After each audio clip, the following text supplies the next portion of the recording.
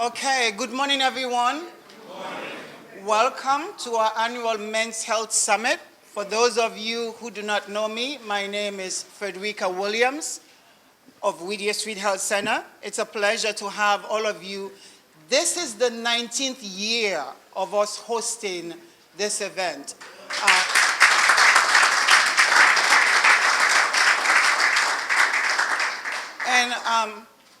The focus of Whittier Street Health Center is to address the health issues and the mortality issues that are impacting our communities.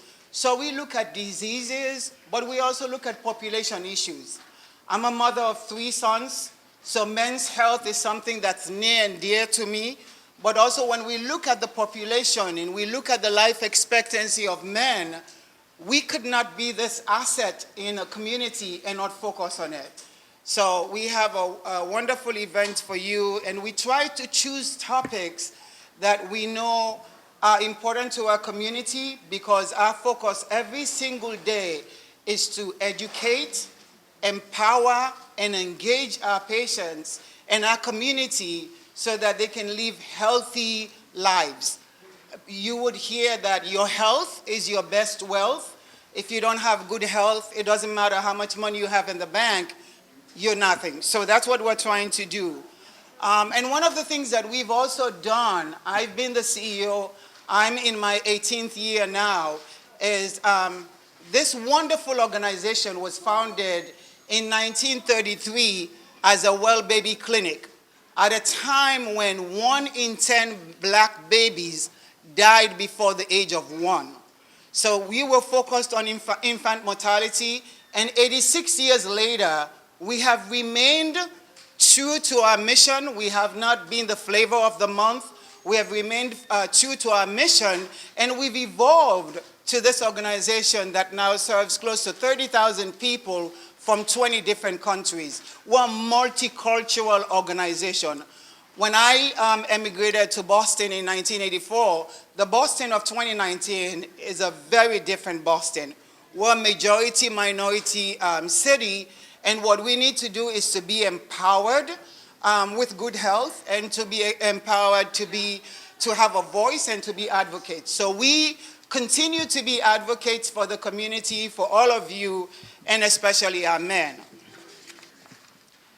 We understand that in our community, access to health care is critical, but there are social issues that impact our health. We see it every day. This building is beautiful, but we have a wonderful team of people that are out in the community every single day, whether it's on Millennia Cast Boulevard, Dudley Street, all over the community, because you need to meet people where they are. There are issues that impact us, such as housing. Gentrification is a major issue that's impacting Roxbury. Food, so we have a food pantry.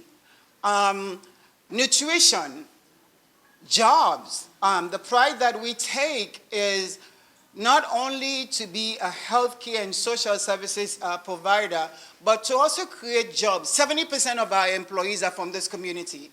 And our goal under my leadership is to make sure that when people come to the organization, they move through the ranks. So that's why when you look at our mission statement, we talk about addressing health disparities, but we also talk about addressing social inequities, economic inequities, those things that impact your health. If you cannot afford a healthy meal, we can talk to you about your diabetes all we want. It's not going to happen.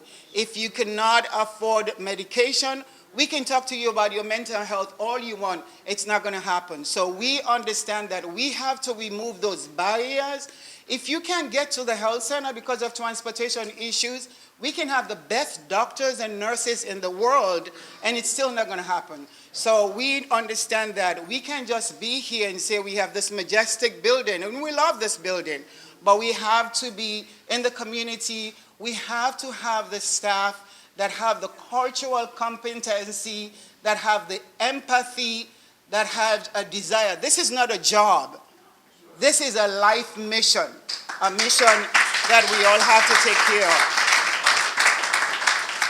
So again, selfishly, as a mother of 3 sons, whom I have to remind even though they are adults now, I still have to schedule their physicals, but also as a woman who every male, including my dad, who had access to a lot, died before the age of 70.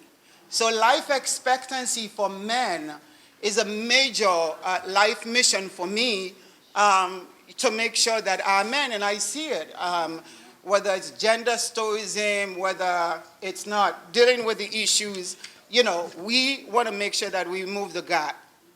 Something that you've heard a lot about, and typically when things happen to wealthy people, people pay attention. So when people like Robin Williams are committing suicide, and a lot of people begin to see the importance of mental health. So we wanted to focus on mental health, breaking the stigma and addressing emotional well-being, physical health, and family. If you're not mentally healthy, and we use things like you're crazy, mental health is a disease. But mental health could also be brought on by a situation. You could have stress in your job, and if you're predisposed to mental health, your brain shifts.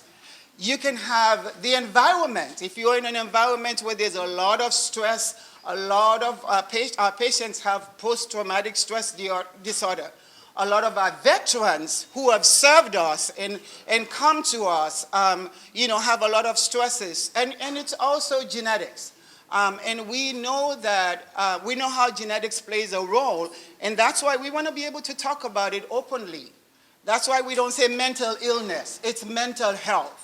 I've had to figure out ways to stay healthy, and exercise and yoga and all those things are the ways that I stay healthy. If not, I would be mentally ill because of the stress.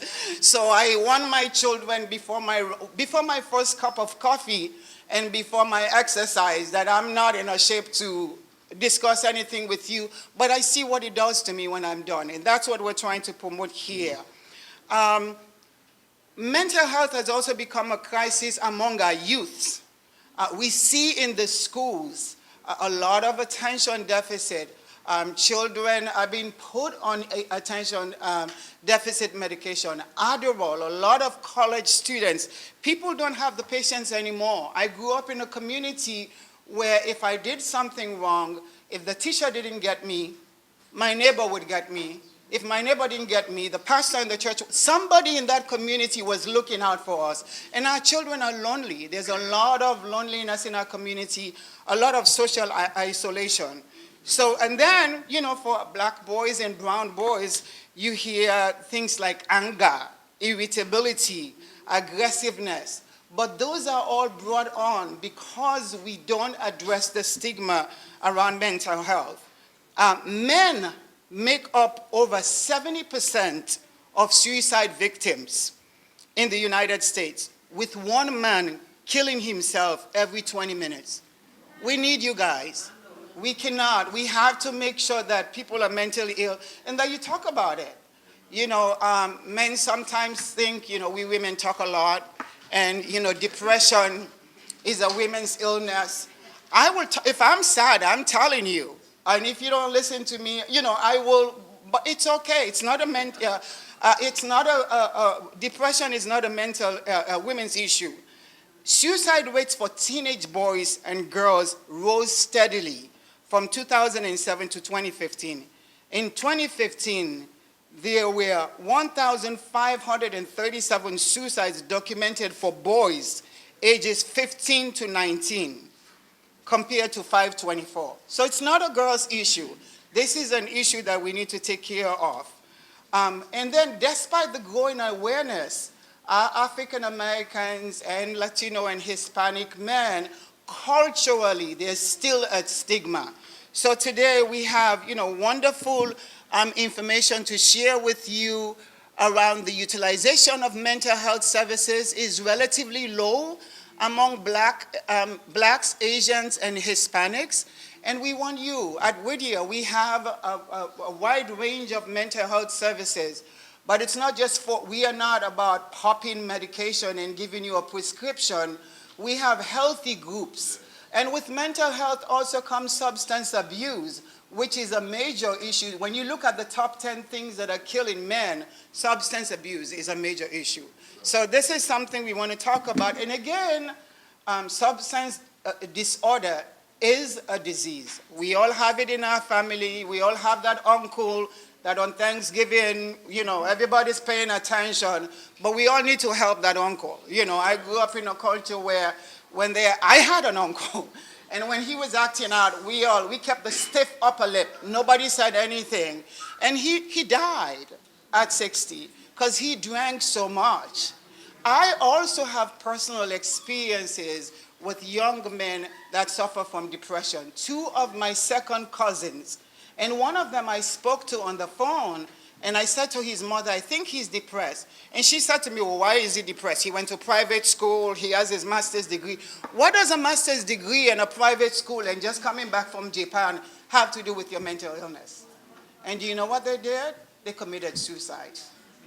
So when I speak to a lot of the work that I do at Whittier, it's personal to me. I'm here to advocate for our patients to say, speak openly about it so that we can address it. So the good news is today there are all kinds of interventions. There are places like Whittier. It's good to speak to your pastor in the church, but and that for us as a people of color, that's our first place of therapy.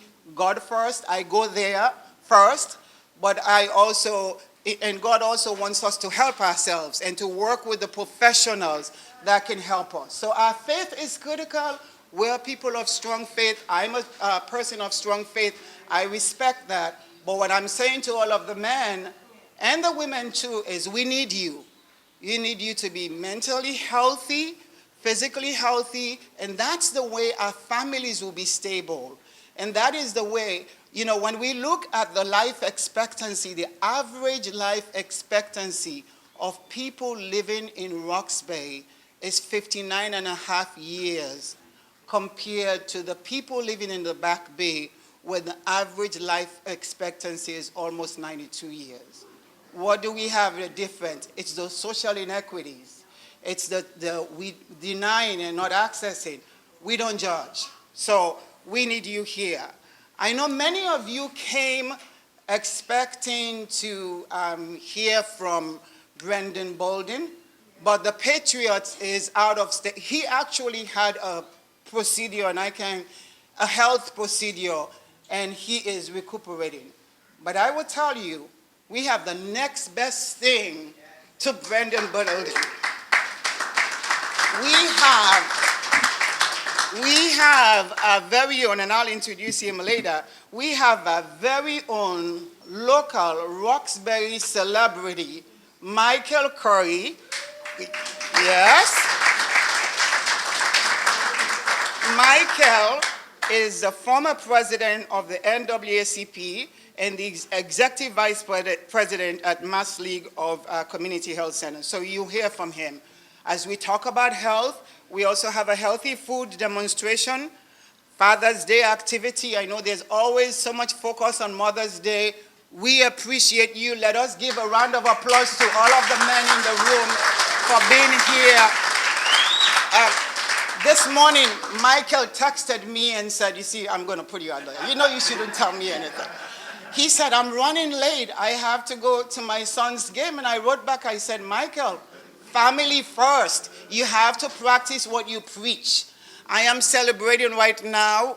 My youngest son just graduated from college, so I don't have those games, but I've been there, so I'm done. So now, if you ever need me to take your son, we're about a community. I need that activity, so you can count on me anytime.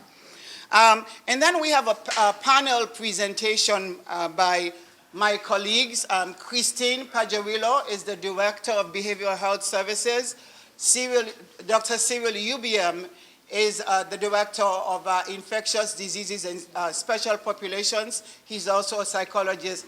And our champion, activist and advocate, Mr. Haywood Fennell, will also be on the panel. We will also be recognizing our 2019 Men's Health champions. And I'm really excited about this panel of Men's Health champions that we have. Abdullahi Mash Abdirahman is the owner of Butterfly Cafe. If you guys haven't been to Butterfly Cafe, they have some of the best coffees and a lot of sweets there. And Eugene Barros, a dear colleague, who is the director of the Division of Healthy Homes and Community Supports at the Boston Public Health Commission. Rich Chiarella, who is the president of Chiarella Design. My brother, Charles Cofield, who is a business, yes. I'll tell you how special this man is. This building, he was one of the key people here, but you'll hear about it. He's a business representative, community outreach and recruiting for the New England Regional Council of Carpenters. Reverend Dufort Florissant, who used to be my neighbor and now is the director of Haitian American Chamber of Commerce of Massachusetts. Alejandro Alex Garcia is the marketing and program director for the Adult Day Healthcare Village of Joy, and Reverend Emmanuel Hutchison is the Future Hope Apprenticeship and Recovery Program.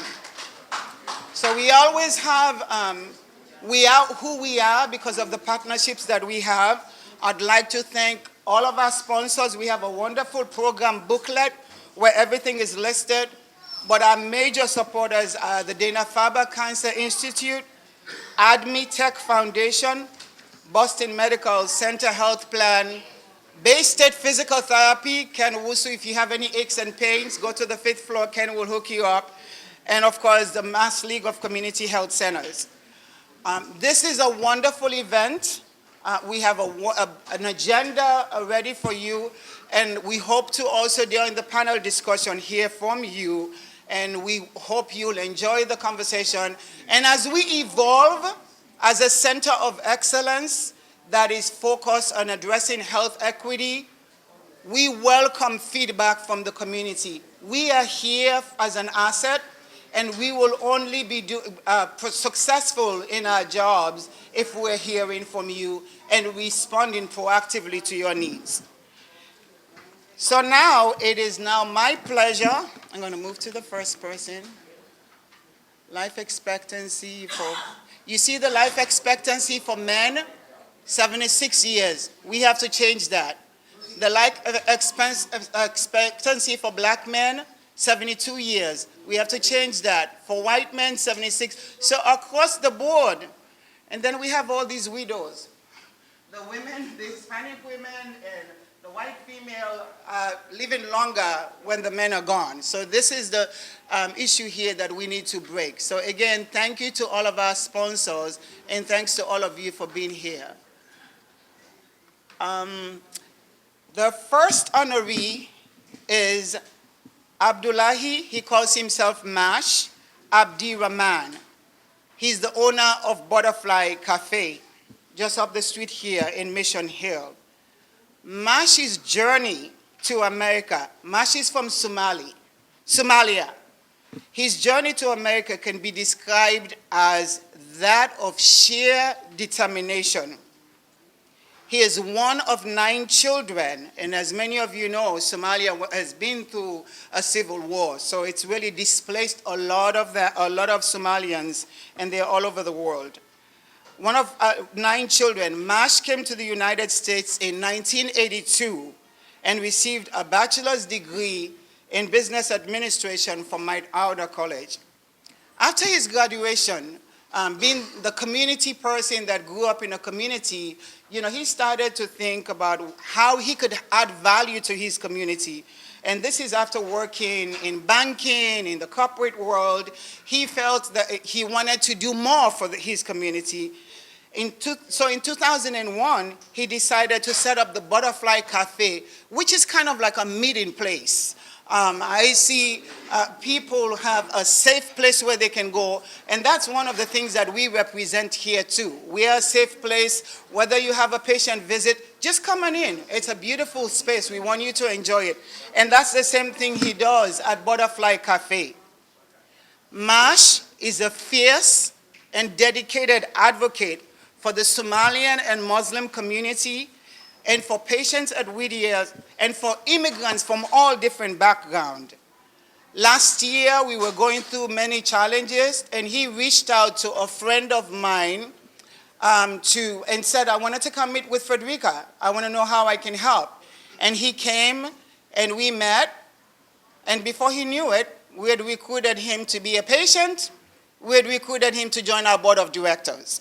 So, and he has served as an advisor to me on how we can better connect to the Somalian community and the Muslim community, and also as a board member. I am pleased. Thank you. I am pleased to honor Mash for his leadership with this Men's Health Champion Award. His life story is an inspiration to all of us, and an example of what hard work, determination, and fortitude can get us. We as a people are resilient people. And so that is what keeps us going. And so you will see one of the many examples of resiliency in our community.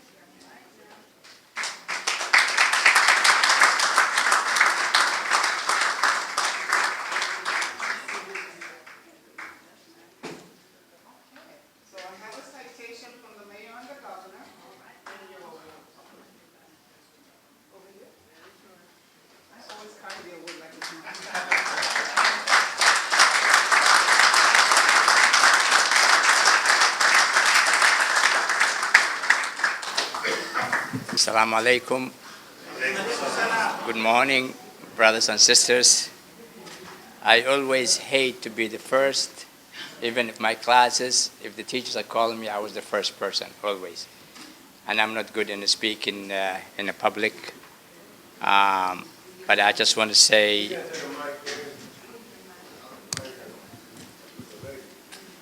is this one?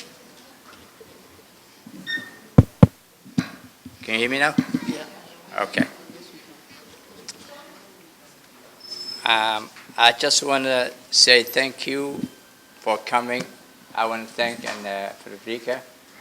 I want to thank the community. I'm not good on speaking, but I'll just make it shorter.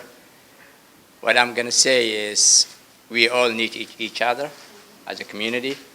And I didn't do it by myself. Someone taught me, someone teach me, someone give me something. And then I have to give back my community, my people, and everybody in the neighborhood. So we need each other. Let's focus how we can build our community, how we can give opportunity to the youth, the young ones, and let's build our institutions that we live in on a daily basis. Frederica, thank you. Thank you, Whittier Center. Thank you, everybody.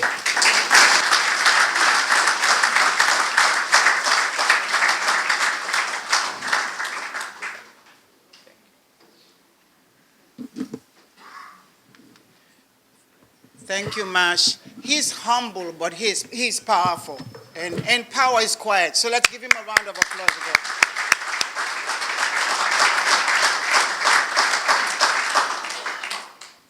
The men we're honoring today reflect the diversity, so you'll see people from diverse backgrounds. That's who we are.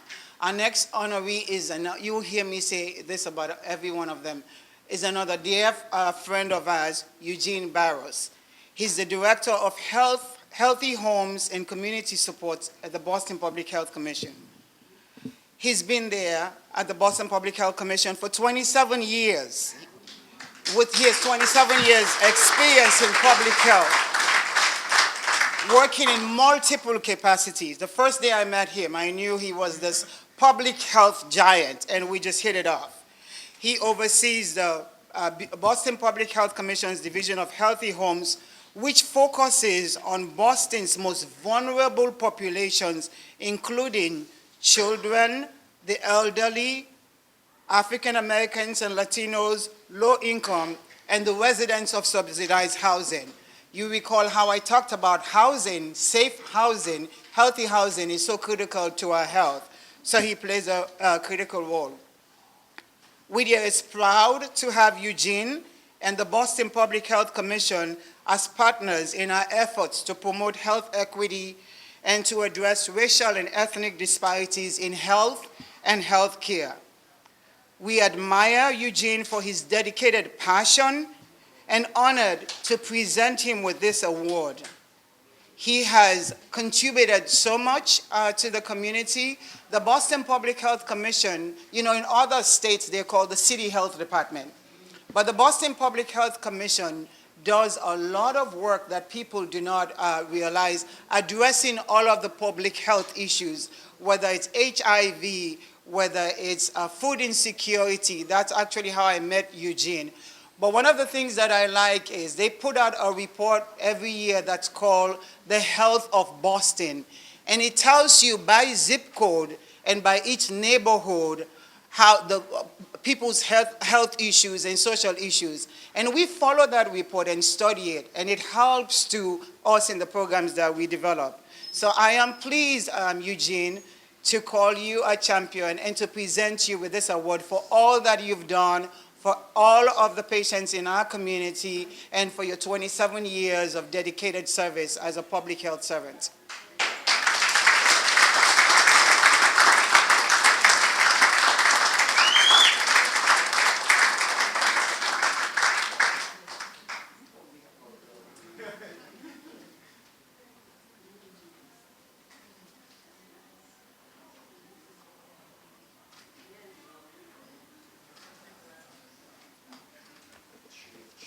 I hate public speaking as well, but I'll be quick.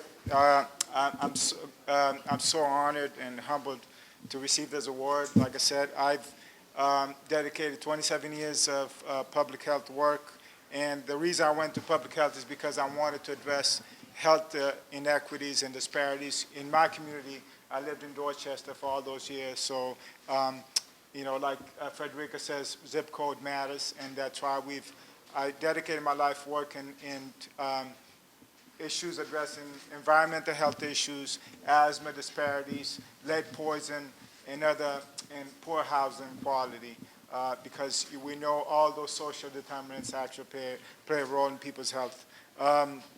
We made a lot of progress. We still have a long way to go. Like Frederica says, we need to still keep addressing the health inequities and disparities among Black, Latino, and other low-income communities of Boston. So and all of us have a role to play, and I'm so honored to receive this. And I want to publicly thank Frederica for her passion and her dedication to continue to work and improving the health and well-being of Black and Latino residents living in the community of Boston. Thank you so much.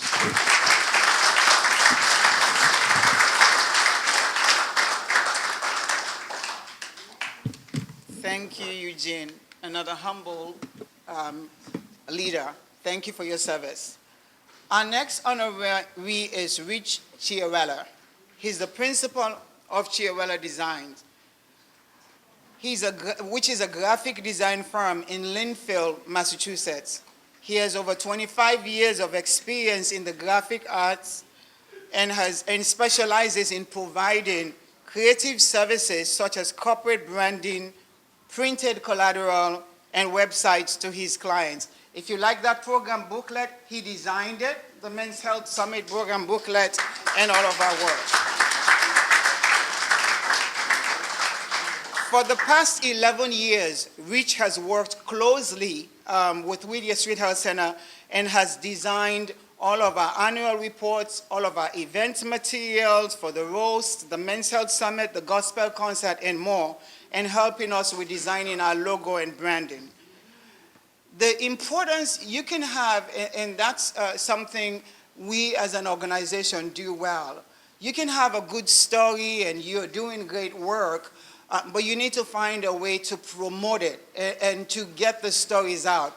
We have a lot of passionate patients, and Rich just has a way of helping us share the stories of our patients so they can inspire other patients. And much of the work that he's done has also helped us in our fundraising. Over the time that we've worked with Rich, the 11 years, in our annual fundraisers alone, we've raised at least $20 million. So your design has helped us. And he has, I don't even tell him what to design. He knows us and has a way of bringing our mission to life. A picture tells 1,000 words, and I'm grateful to you for that. I'm pleased to present you, Rich. Thank you for being a picture ambassador. So we're grateful to present you with the award as a men's health champion.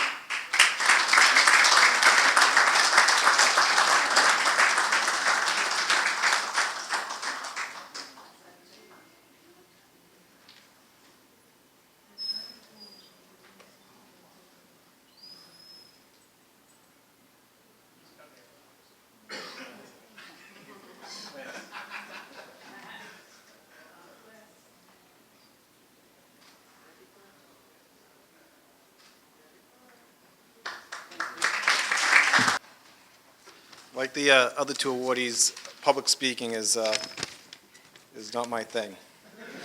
But I just want to say thank you, Frederica, and thank you for everyone being here today.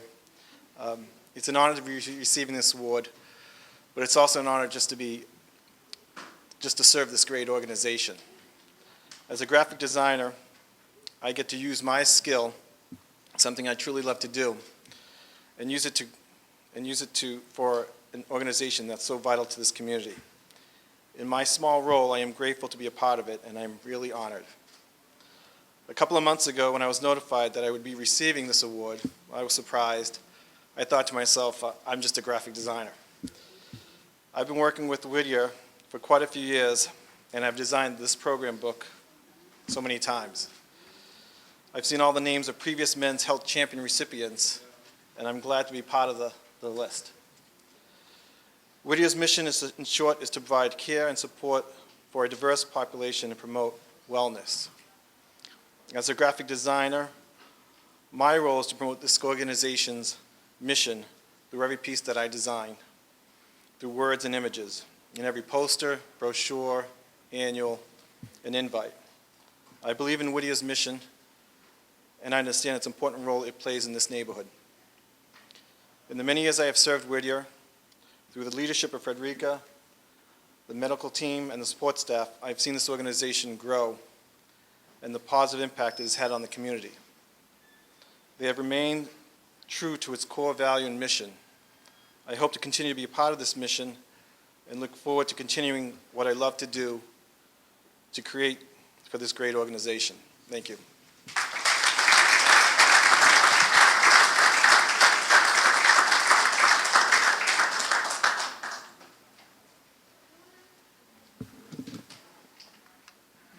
Thank you, Rich, for those wonderful words. Our next honoree is Charles Cofield. Yes.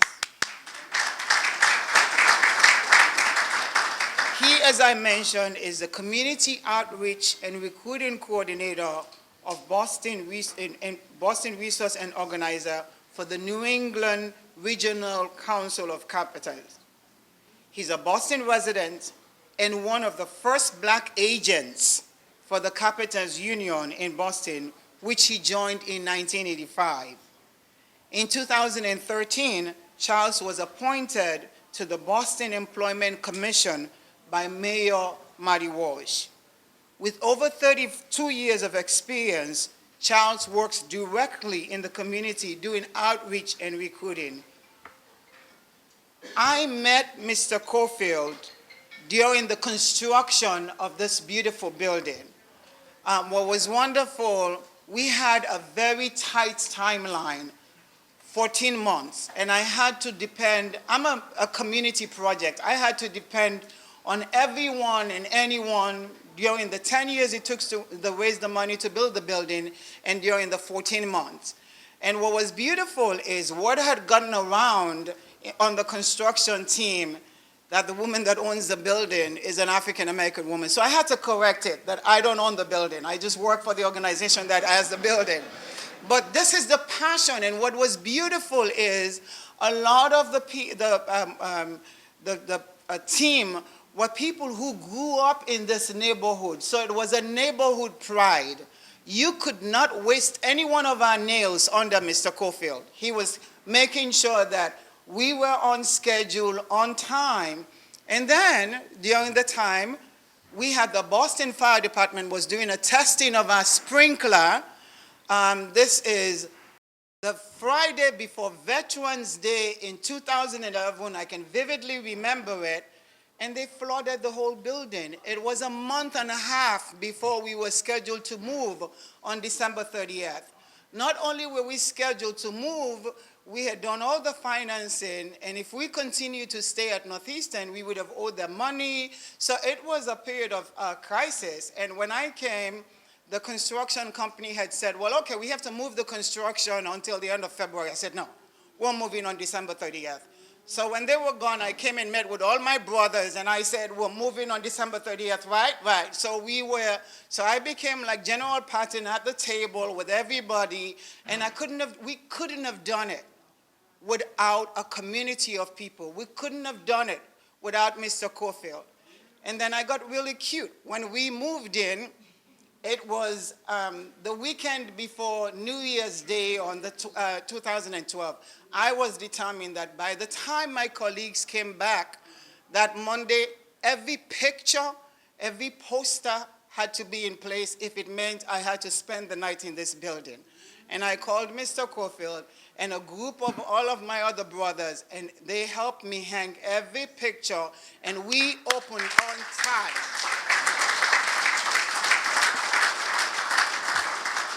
That is the kind of passion that drives us every day.